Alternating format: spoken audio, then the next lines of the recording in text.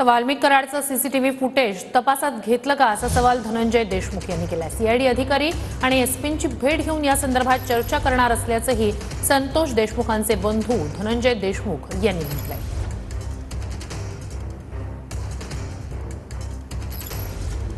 काय सांगाल, आज आपण सीआयडीचे अधिकारी किरण पाटील आणि एसपींची भेट घेणार आहात अशी माहिती आहे। नेमकी काय चर्चा होणार आहे त्यांच्यासोबत?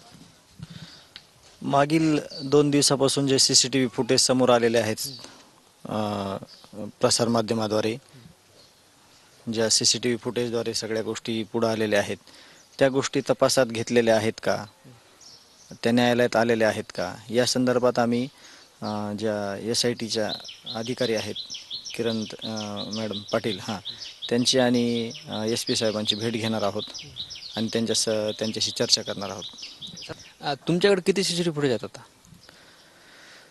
आपल्याकडं म्हणण्यापेक्षा जे घटनाक्रम आहे त्या दिवशीचे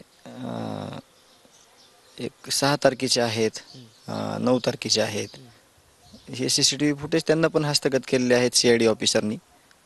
त्या संदर्भात आम्ही चर्चा करणार आहोत। 6 डिसेंबरचे आवादा कंपनीच्या परिसरात जो वाद झाला होता त्याचे, आणि 9 डिसेंबरचे कोणते आहेत नेमके? हत्या ज्या दिवशी तुमचे बंधू त्यांची हत्या झाली त्या दिवशीचे? त्या दिवशीचे काही पोलीस स्टेशनमधले वगैरे, आणि त्या संदर्भात आम्ही त्यांच्याशी चर्चा करणार आहोत। वाल्मिक कराड यांना जे आहे ते काल 14 दिवसाची न्यायालयीन कोठडी सुनावण्यात आली होती, मात्र आज त्यांच्या जामीन अर्जावर निर्णय होणार आहे। आम्ही ते पण चर्चा करणार आहोत की या सीसीटीव्ही फुटेजचा काल न्यायालयीन म्हणजे सुनावणी झाली त्या दरम्यान कुठं उल्लेख झाला का।